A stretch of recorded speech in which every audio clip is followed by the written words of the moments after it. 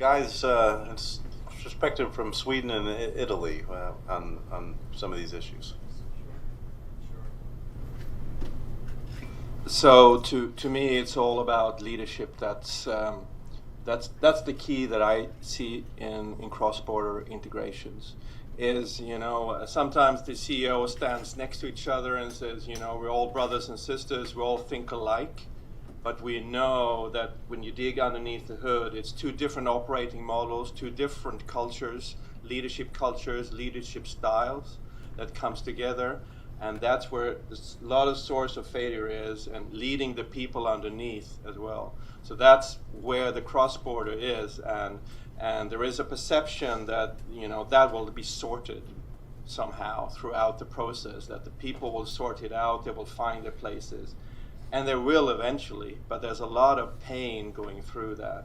And I think that's what's the difference between doing it in your own country, a domestic deal versus a cross-border deal, is to get through that leadership and get that understanding of how this needs to evolve and change in order to get the sales. Because normally it's a deal, a rationale around revenues, and generate the revenues and get everybody on board and get everybody on the strategy.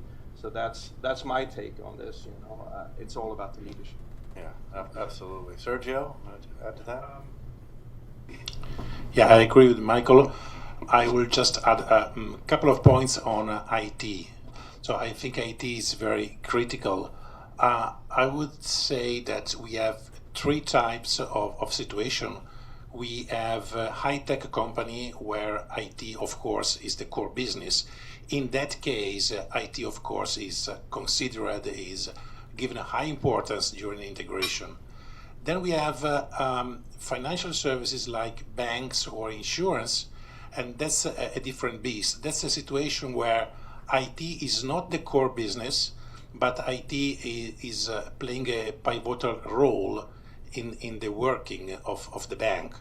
And in many cases, IT became a driver for integration. I am thinking to all those situations where regulatory, I'm thinking a regulatory in Europe, for instance, regulatory is very, very complex, and if you are a small bank, you are not able, you don't have the budget to pay an IT system so complex to follow the regulatory, and so you are forced to merge with another bank. So IT becomes a driver of integration. Then the third situation is represented by all the other industries, like manufacturing, for instance. In that case, unfortunately, IT is not given the importance that it has. So we arrive to the deal, okay, fine, deal signed, okay, let's proceed with the integration.